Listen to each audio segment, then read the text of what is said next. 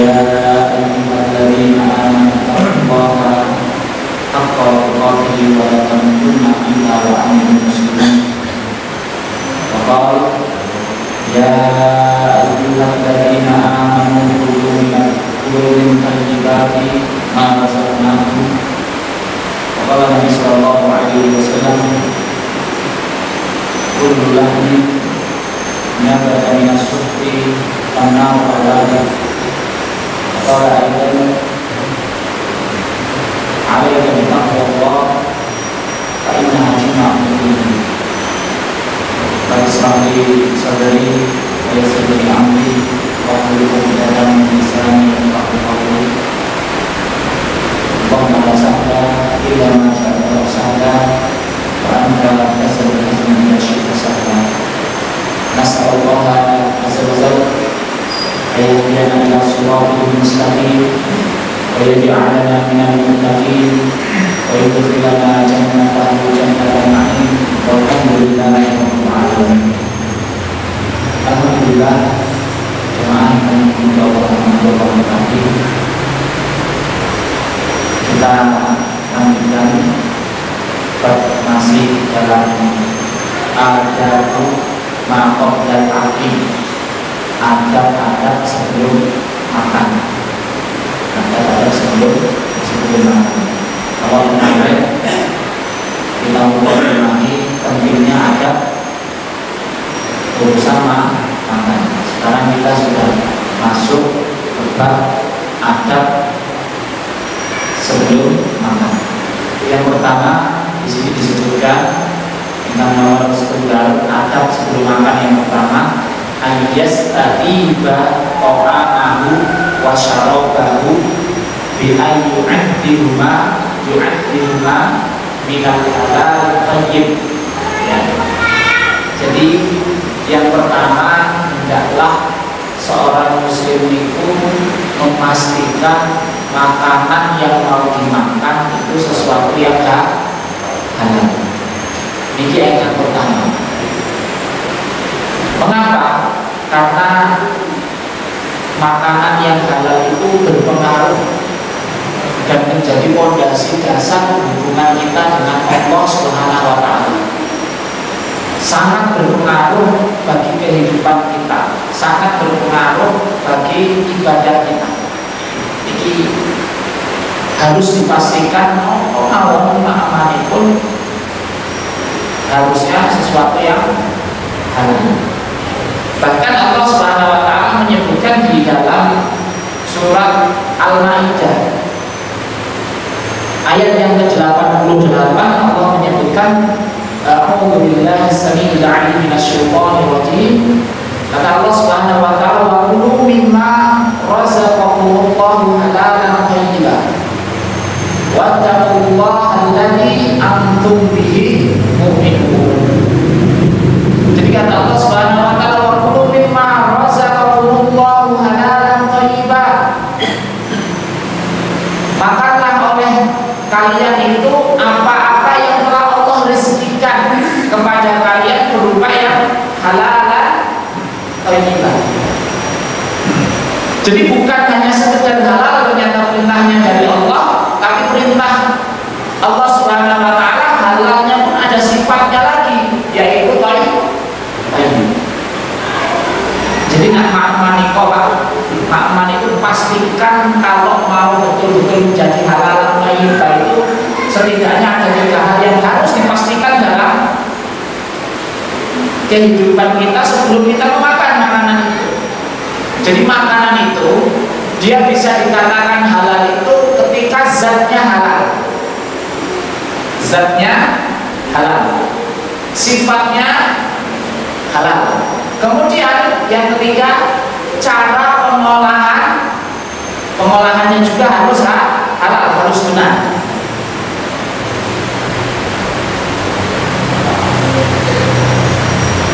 Jambu niko zatnya halal dipakai, sepakat harus jambu itu zatnya halal.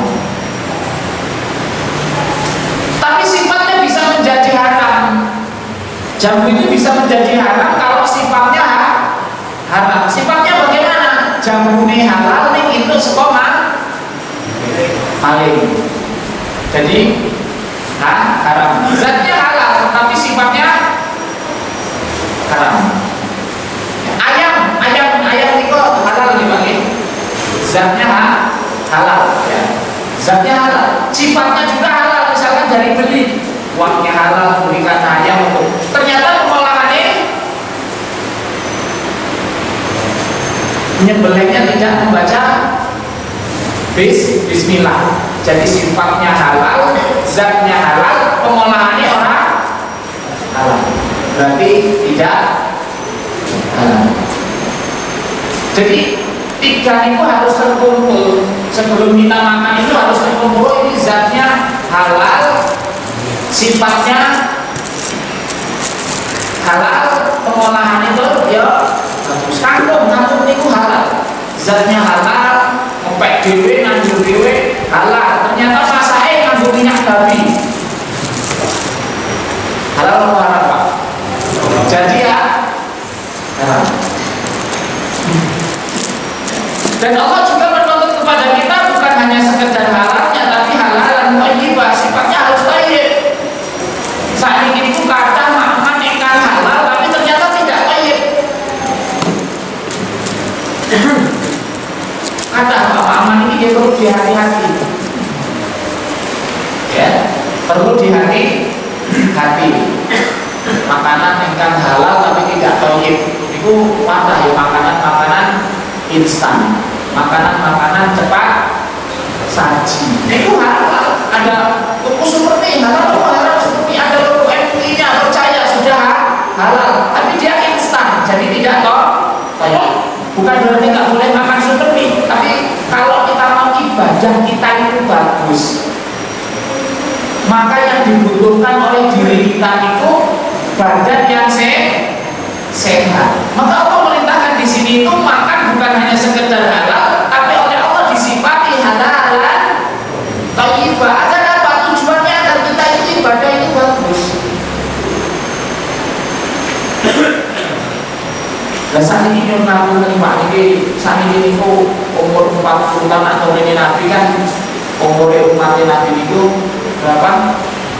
60 sampai 70. Akmal ummati ya baina sittina wa sab'ina sana wa aqalluhum qalil. Kata Nabi seperti ini, umur umatku itu baina sittina wa sab'ina sana. Umur umatku antara 60 sampai 70 tahun. Wa aqalluhum qalil, dan sing lebih suka itu sedikit. Dan ngakukan sing umurnya 40 60 tahun itu harus berkemas-kemas lho. Jadi kalau boten ngoten ya Pak ya. Berkemas-kemas nonton ini sedang pindah. Ya mungkin kita termasuk orang yang intakola ila rafiqil a'la nanti, pindah dari dunia yang fana ini menuju tempat yang lebih mulia. Monggo sing bukan berarti terus di bawah 60 terus santai-santai boten lho nggih. Boten, artinya sudah diberikan peningkatan oleh Nabi. Sak umur 60, 70 niku nggih pun kadang-kadang persiapan. Terus boten usah ngurusi sing neko-neko, aku persiapan siap-siap pindah. Dan moga-moga kita termasuk orang yang tahola ila rabbina. Pindah dari tempat yang dunia ini menuju kemuliaan. Maka halal itu menjadi sesuatu hal yang utama dan itu menjadi fondasi untuk peribadahan kita. Ada satu hadis itu, hadis ini statusnya hasan. Imam Tirmizi menyebutkan hadis ini hasan, Syarani menyebutkan hadis ini hasan sahih. Hadisnya itu berbunyi Arba'un idakun nafika. Ada 4 hal, kalau 4 hal ini ada di dalam dirimu, kata Nabi. Ya, kalau 4 hal ini arba'un idakun nafika. Kalau 4 hal ini ada dalam dirimu, fala alaika mafataka minad dunya. Ya, fala alaika mafataka minad dunya. 4 hal ini kalau ada dalam dirimu, maka segala urusan dunia itu Allah akan berikan kemudahan. Kalau ente 4 hal ini dalam diri kita apa? Semua urusan dunia itu akan remeh. Semua urusan dunia itu akan Allah berikan kemudahan kalau 4 hal ini ada dalam diri kita. Kata Nabi Sallallahu Alaihi Wasallam. Apa yang pertama? Hifdu amanatin.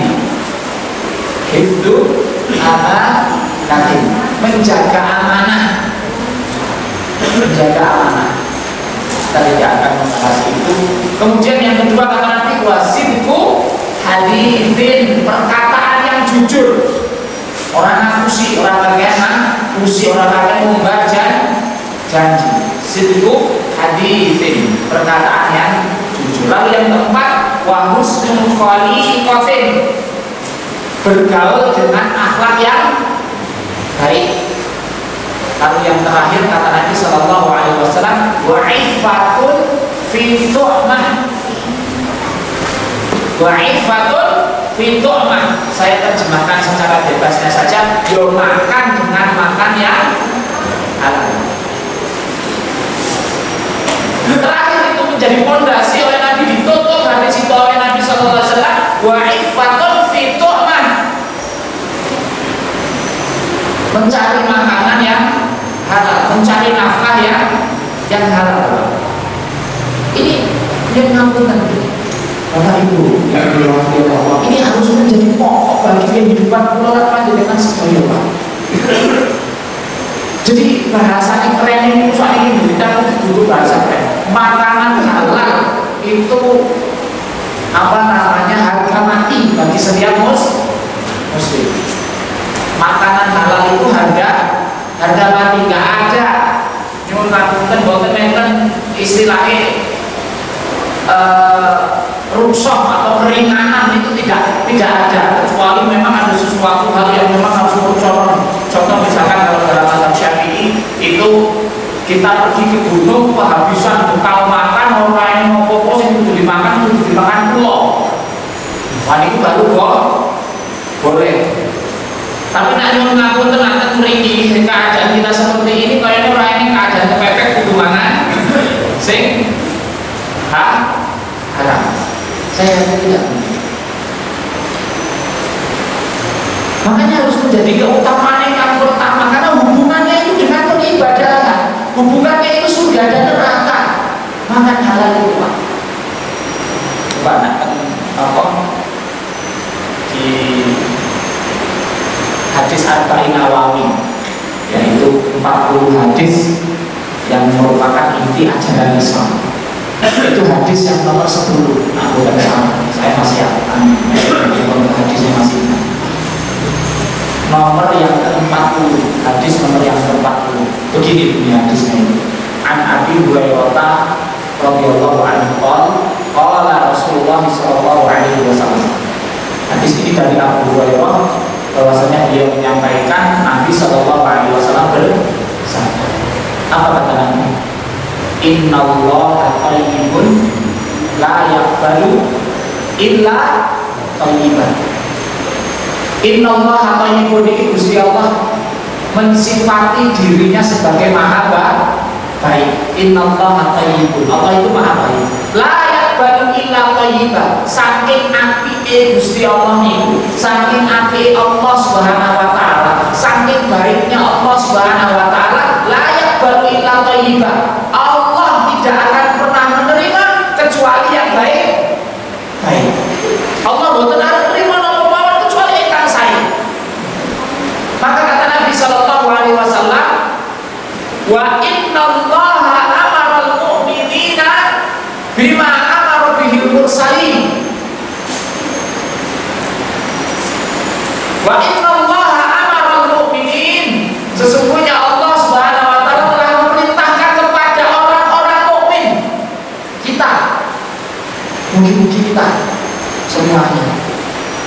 Allah memerintahkan kepada orang-orang mukmin bima amara bihil mursalin, sebagaimana Allah Subhanahu wa taala memerintahkan kepada para rasul dan nabi, para utusannya. Apa yang diperintahkan oleh Allah Subhanahu wa taala? Nabi menyebutkan surat Al-Mu'minun.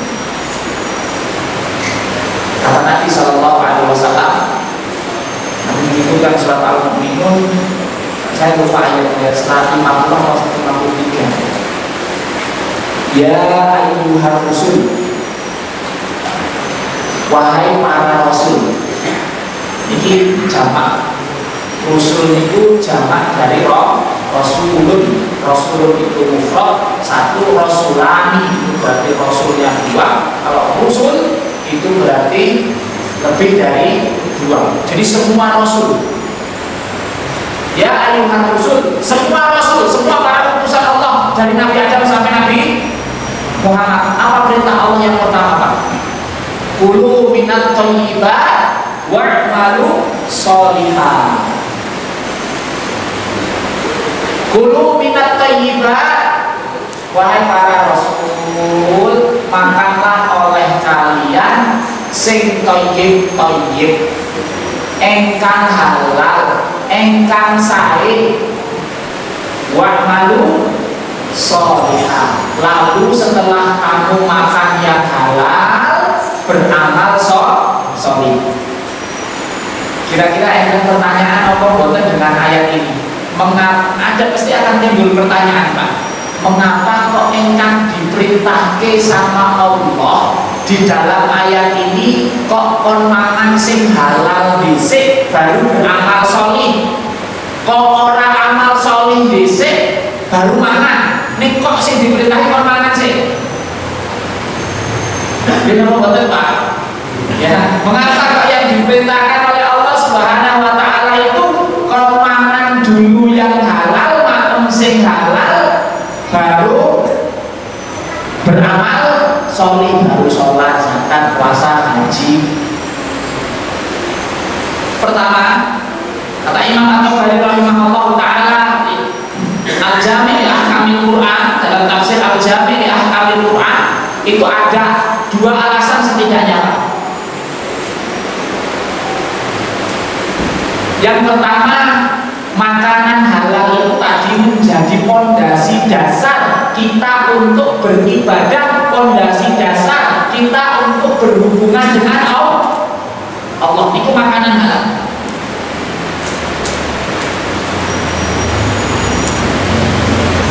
Ini yang pertama. Lalu yang kedua alasannya mengapa Allah Subhanahu wa taala memerintahkan makan sing halal? Kata para ulama, alasan engkang kedua, alasan yang nomor dua, kata para ulama yang semoga Allah Subhanahu wa taala meridhai mereka, merahmati mereka, amal sholih tidak akan diterima oleh Allah kalau ada sesuatu yang haram yang masuk ke dalam perut. Amal soleh tidak akan diterima, terhalangi oleh sesuatu yang haram itu. Mana dalilnya? Nabi masih melanjutkan ini. Lalu Nabi masih menyebutkan, ya ayyuhalladzina amanu kulu min thayyibati ma razaqnakum. Surat Al-Baqarah 172. Wahai orang-orang yang beriman, tegas ini langsung kepada orang yang beriman. Wahai orang-orang yang beriman, kulu makanlah oleh kalian min thayyibat ma razaqnakum. Makanlah yang halal-halal dari apa yang telah kami rezekikan kepadamu. Ini janji ini Allah. Jadi tak ada yang mengatakan boleh rezeki sing halal, sing haram wae amel. Apa meneh sing halal? Niku mengingkari banyak ayat, Pak. Buktinya nih, Allah menyebutkan bahwasanya makanlah ma razaqnakum, artinya yang direzekikan oleh Allah secara halal itu banyak. Saya punya ustaz, Pak. Saya punya ustaz dulu pernah tugas di Jakarta, lulus mondok, lulus Mahatali, tugas di Jakarta, ngisi pengajian yang perkampungan yang perkampungan kumuh. Karena di Jakarta itu lalu itu, ya, bahkan ngisi yang tempat-tempat pengangkutan, tempat-tempat pelacuran dan lain sebagainya. Itu ustaz saya sebelum Gus Miftah itu sudah ada ustaz saya ngisi bagian, tapi zaman dia orang terkenal sekarang. Itu sudah suatu ketika ngisi tentang urusan halal, pakai ustaz saya, Pak, ada jamaah yang angkat tangan ngomong, Ustaz, harus ngomong sing halal ini rasanya gini, kami nggak butuh dalil, yang kami butuhkan makan. Wong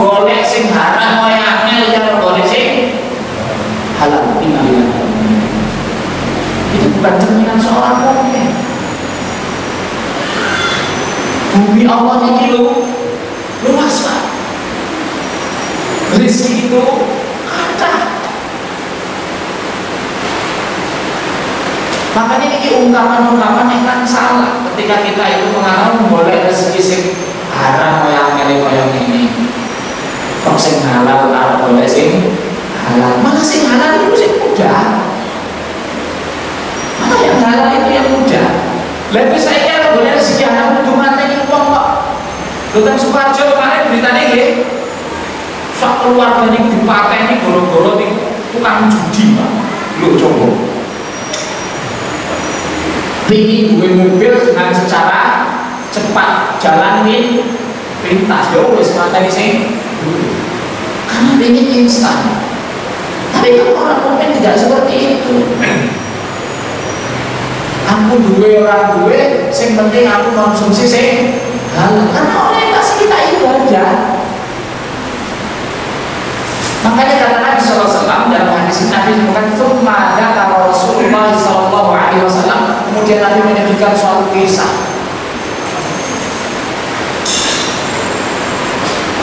Yuti safar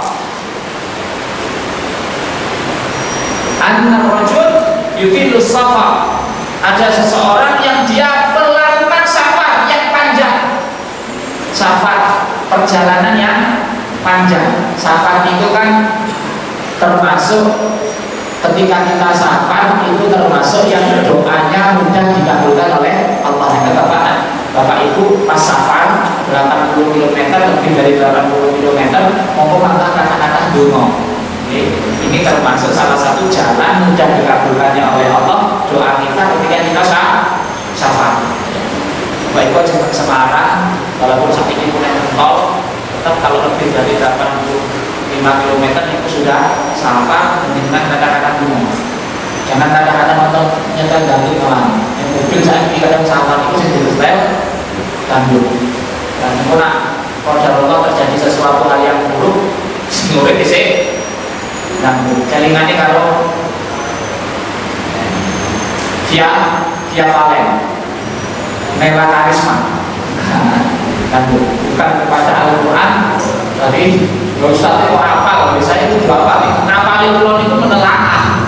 Itu kok ngapalin kan? Bukan menelaah. Jadi safar kata Nabi tumbada para rojul, Nabi menyebutkan seseorang yang yuridu safar, sedang perjalanan safar. Kemudian si rojul ini, si seseorang ini kata Nabi SAW yang mutu yadaihi ila sana. Yang mutu yadaihi itu mengangkat tangannya ke langit. Kemudian si laki-laki ini mengatakan ya Rabbi, ya Rabbi, ya Rabbi, ya Allah, kabulkan doaku, kabulkan doaku. Lalu Nabi SAW menyebutkan wa mat'amuhu haramun wa mashrabuhu haramun wa malbasuhu haramun wa ghudhiya bil harami fa anna yustajabu lahu. Bagaimana doanya itu akan dikabulkan kata Nabi SAW. Wa mat'amuhu haramun, makanannya itu haram. Wa mashrabuhu haramun, minumannya haram. Wa malbasuhu haramun, pakaiannya haram. Wa ghudhiya bil harami, dan dia tumbuh dari yang haram. Fa anna yustajabu lahu. Bagaimana Allah akan mengabulkan doa? Doa itu ibadah. Doa itu ibadah. Kata Nabi al-doa dua ibadah. Doa itu adalah beribadah. Kita berdoa itu sebagaimana kita sholat. Kita beribadah itu sebagaimana kita zakat, puasa, itu merupakan ibadah. Nah kalau doa kita itu terhalangi, bagaimana dengan amalan yang lain? Kalau kita mengkonsumsi yang haram, ini yang harus diperhatikan betul-betul Bapak Ibu. Kita nggak apa-apa susah payah orang apa, yang penting hasilnya halal. Kerjaan goreng kayu nih kebun, tak dol nih pasar, orang apa halal itu, dan itu akan menjadikan keberkahan sehingga kita mudah untuk beribadah.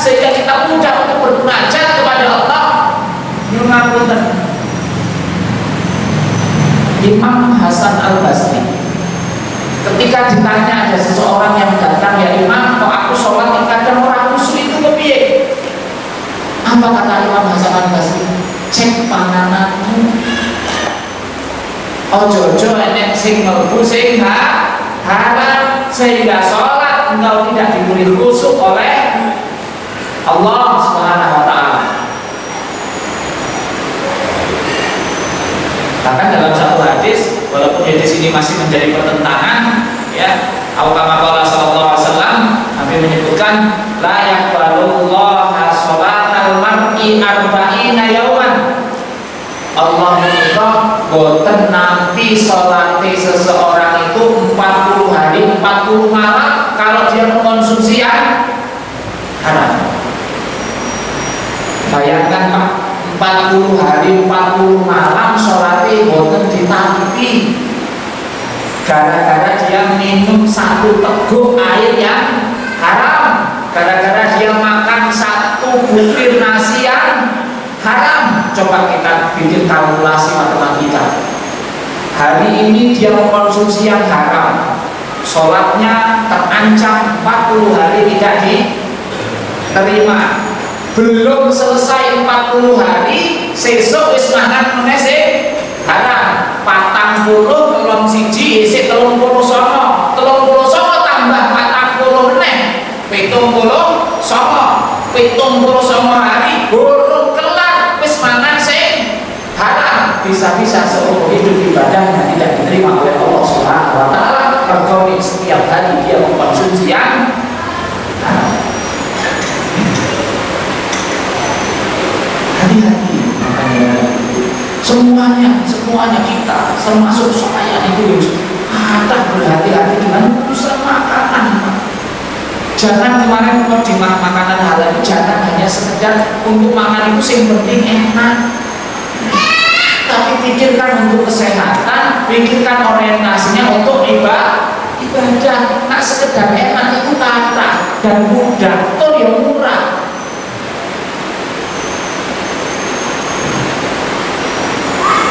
Ini kita aja konsumsi madu, ikan saing, ikan asin itu kita harus siap mencakup dompet dengan uang yang cukup tepat. Nek nak gula rasa ini memang spray sing ora toyet, bayi itu telung yang wae. Bisa. Saya dapat cerita dari seorang dokter. Ada jadi koreksi buat kita semuanya Pak, ada seseorang yang baru umur 40 tahun itu sudah terkena mengandungkan asam urat, gula, campur-campur sampai komplikasi. Baru umur 40 tahun. Ternyata ketika dikorek-korek sama dokter kok bisa seperti ini, kenapa? Ini pada umur 40 tahun itu umur dhisik seger-seger kudune. Aku nggak kepingin gendong putu dengan kondisi sehat, apa nggak ingin gendong cicit dengan kita kondisi sehat. Dan habis 40 tahun sakit-sakitan kalau itu ternyata tidak menjaga makanan, asal putu, asal enak. Mulai hari ini kita jaga makanan kita benar-benar sehat. Nah, halal insya Allah saya husnudon, saya berprasangka baik kepada Bapak Ibu semuanya, kita sudah menjaga betul-betul dari makanan yang haram. Tapi ayo yang thayyib.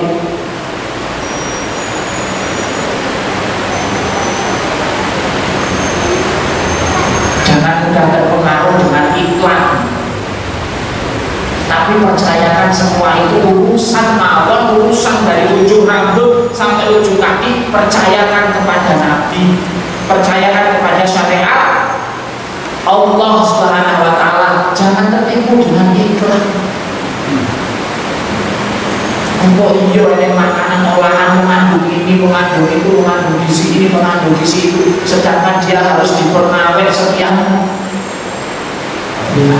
Makanya orang-orang desa itu saya Pak, lalu sambil apa rebusan daun singkong, paruh sambal, paruh yang bukan luar wis sehat dan ikut bagus. Dan saat ini kan mengaku burger, sosis itu di hadapan kita gitu. Bukan berarti saya melarang itu, tapi untuk kita dijaga kesehatan kita agar kita ibadah itu enak. Nah badannya sehat kan ibadah enak banget. Sehat badannya, oh jam 3 bisa bangun, bisa sholat malam, bisa baca Quran jam 3 malam. Tapi nak badannya bukan sehat. Arok kami, ya Allah ini dengan ini. Badannya sehat, arok kata menuju masjid mungkin belum ada berkumandang aja sudah sampai masjid berkone. Jalan kaki lancar, pikirannya enak, badannya sehat. Bisa kan masjid. Coba nak kalau kita sakit-sakitan. Dan ternyata Bapak Ibu nyuwun ngapunten, penyebab utama keburukan fisik itu adalah dari perut. Perut itu sumber untuk mengolah makanan. Maka yang diolah oleh perut kita itu yang toyib nopo boten. Kalau yang halal dia rugi semuanya harus berusaha untuk masuk ke dalam perutnya itu sesuatu yang halal.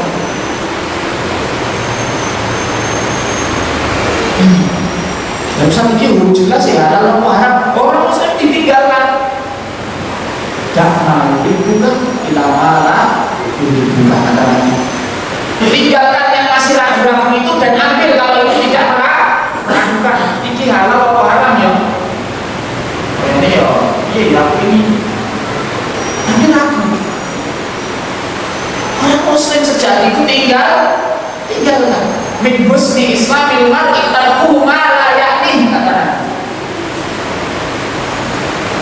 Dari tanda kebaikan Islam seseorang, ini kalau Nabi itu tanda kebaikan Islam seseorang itu dia meninggalkan sesuatu yang bukan manfaat. Itu urusan luar saja, bukan urusan yang masuk ke dalam tubuh saja. Kalau tidak bermanfaat, mendingan ditinggalkan. Nah ini kalau urusan untuk menjadi darah daging, untuk menjadi darah, untuk menjadi tubuh kita,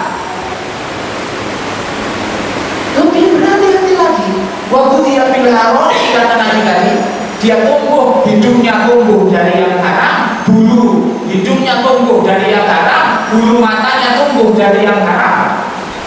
Bagaimana ibadahnya akan diterima oleh Allah?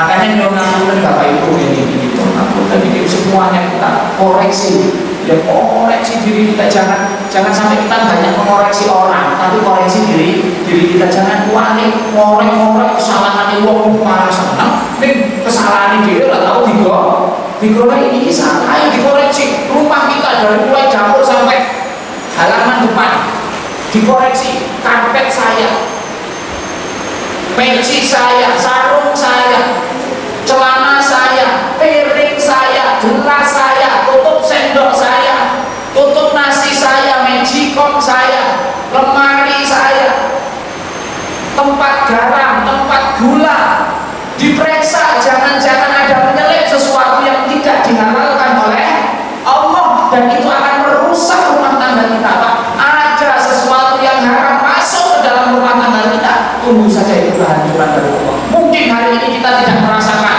hidup kita santai-santai saja, tapi ternyata kita disulikan untuk beribadah. Berat kita untuk melangkah ke masjid, berat kita untuk qiyamul lail, berat kita untuk infak dan sedekah, berat kita untuk berkata jujur. Jangan-jangan ada sesuatu yang haram di dalam rumah tangga kita.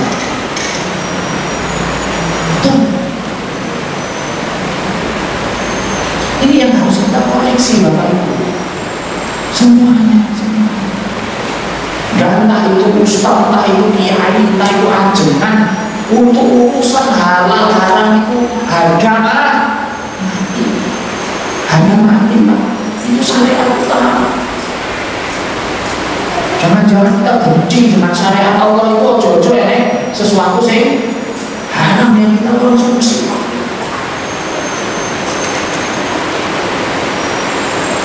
Saya itu hari ini cerita. Saya itu ketika nikah, awal nikah itu pesan saya kepada ketika itu saya masih pengantin baru.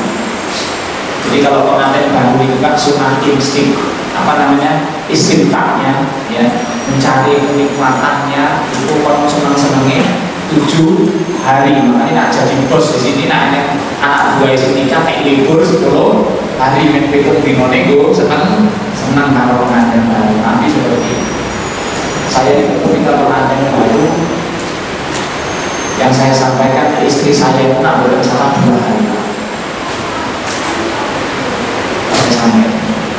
Pastikan kita mengkonsumsi menggunakan sesuatu yang halal, itu yang pertama. Yang kedua, ojo sampai utang. Alhamdulillah saya 8 tahun yang menolong randukan.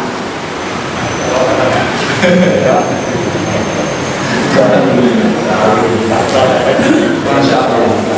Konsumsi yang halal, jangan mudah berhutang. Nah orang katakan ini prinsip saya, bapak ibu mau yang muda-muda yang belum nikah mau diikuti di motor orang tua lah, kalau ustaz nabi kan orang jadi si monggo. Tapi itu prinsip saya.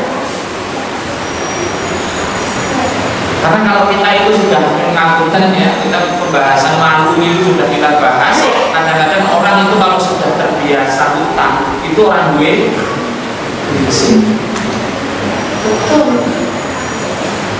salah satu menjaga kehormatan di hadapan manusia yaitu kita tidak banyak mengadakan tangan kepada manusia. Jangan ajari diri kita untuk meminta, jangan ajari diri kita untuk mudah untuk berhutang. Kecuali memang sesuatu yang sangat mepet.